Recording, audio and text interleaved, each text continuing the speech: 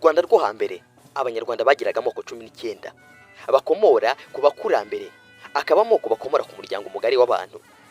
Tubaye ikaze mu kiganiro. Iyi ni Nkero TV. Kuri mikoro kumwe nagisha de urugamba. Uyu munsi tugiye kugaruka ku bwoko bw'abagesera. N'ubwoko abanyarwanda bavuga yuko bwatangaga ndetse bukanereza ikibanza kugira ngo cyubakwe. Iyi ni Nkero TV. Reka ngusabe gukora subscribe, comment ndetse na share mbere yuko dukomeza. Reka tugaruke mu kanya turebere hamwe iby'ubu bwoko bw'abagesera.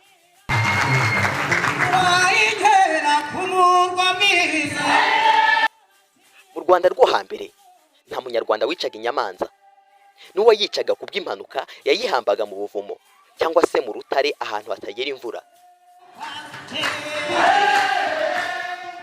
Buri bwoko bwagiraga icyo bumariye ubundi kandi bukubahirizwa kimwe n'inyamaswa yabaga iburanga. Uyu munsi ni amakuru dukesha ikinyamakuru Kigali Today.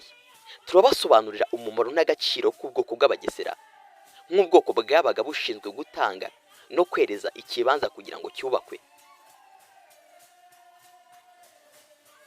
Odetse Sanzabaganwa mu mwaka wa 2019 yari umuyobozi w'ishami ry'ururimi mu nteko nyarwanda y'ururimi n'umuco LALC. Ashimangira ko buri bwoko bwagiraga umuryango mugari kandi buri muryango ukagira akamaro kawo. Odetse Sanzabaganwa abisobanura yavuze yuko imiryango yashingwaga ibikorwa bitandukanye. Hari imiryango yabaga ishinzwe ibikorwa by'ibwami, hari n'indi yabaga ishinzwe ibikorwa byo mu buzima busanzwe. Aganira n'ikinyamakuru Kigali Today, umuganga Rutanga rw'amaboko, inzobere mu muco n'amateka, akaba n'umuyobozi w'ikigo nyarwanda cy'ubuzima bushingiye ku muco, yagerageje gusobanura umumaro n'agaciro k'ubwoko bw'abagesera n'inyamanza nk'inyamaswa iburanga. Muganga Rutanga rw'amaboko yagize ati, abagesera nibo batangaga ibibanza.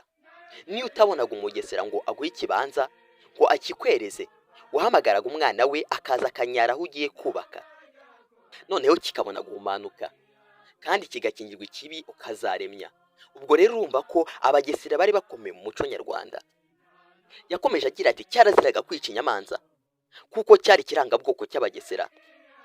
Iyo wicaga inyamanza ku bw'impanuka mu rwego rwo kwirinda umuvumo, warayifataga ukayishyingura ahantu heza, ahantu ho mu buvumo cyangwa se mu rutare, ahantu hatagera imvura, kikaba ikimenyetso cy'uko wifatanyije n'iyo nyamanza mu kababaro kayo. Hari andi makuru avuga yuko iyo umugabo yabaga amaze gusiza ikibanza yifuza kubakamo, yagombaga gutegereza ko inyoni ziza gutoramo udusimba. Muri izo nyoni hagombaga kuzamo inyamanza. Iyo haburagamo inyamanza, uwo muntu yajyaga guhamagara umuntu wo mu bwoko bw'abagesera agashinga imiganda y'umuhango muri icyo kibanza. Hanyuma rero nyiri ikibanza akaza kuyirandura, akabona gushinga imiganda nyakuri, agatangira kubaka inzu ye. Urubuga w'Rwanda.org rugaragaza ko mu Rwanda rwa kera amoko yabagaho yari amoko y'umuryango mugari w'abantu abanaba.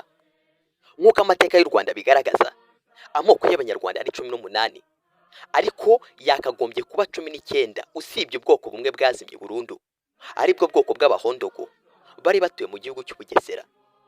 Ibyo bikaba byarabaye ku ngoma y'umwami w'u Rwanda Mibambwe wa gatatu Mutabazi wa kabiri Sentabyo, wateye Nsoro wa kane Nyamugeta umwami w'Ubugesera, agapfa abahondogo benshi n'abasigaye biyitira ubu bwoko kugira ngo bashe gukiza amagara yabo. Ibi bikaba byarabaye hasaga mu mwaka wa 1741 kugeza mu mwaka wa 1746. Hari abajya bitiranya ubwoko bw'abagesera n'abanyabugesera, abantu batuye cyangwa bakomoka mu Bugesera, bakumva yuko utuye cyangwa ukomoka mu Bugesera wese ari umugesera, kandi siko bimeze rwose, kuko abagesera n'ubwoko kwabwo bugizwe n'abanyarwanda babarizwa hirya no hino mu Rwanda. Abandi bakabihuza n'insigamigani igira iti, kugenda nk'abagesera ntawo bihuriye rwose, kuko uvuga ko yagiye nk'abagesera bavuga ko yakomokaga mu gihugu cy'Ubugesera, ntawo berekana ko yari uwo mu bwoko bw'abagesera. Urubuga w'Rwanda.org rusobanura ko kugenda nk'abagesera babivuga iyo babonye umuntu uvuye mu bo bari kumwe akanyonyomba adasezeye, nibwo bavuga ngo nakagenda nk'abagesera. Wakomotse ku munyabugesera witwaga Muganza, wiyahuye muri Cyohoha i Bugesera, buni mu karere ka Bugesera, ahayinga mwaka 1400. Ngayo kuko rero ni nadusura ikiganiro cyacu. Niba wifuza yuko hari ubwoko twazagarukaho mu kiganiro cyacu cy'ubutaha, wabishyira muri komenti. Kuri mikoro yari Jideo Rugamba nk'ibisanzwe. Iyi ni Inkera TV. Mukomeze kugira amahoro y'Imana impagarike n'ubugingo. Mwishyuke muri bene Imana, mugire abatsindira umwanzi wo mu bikingi ndetse n'umwanzi uvuka ishyanga.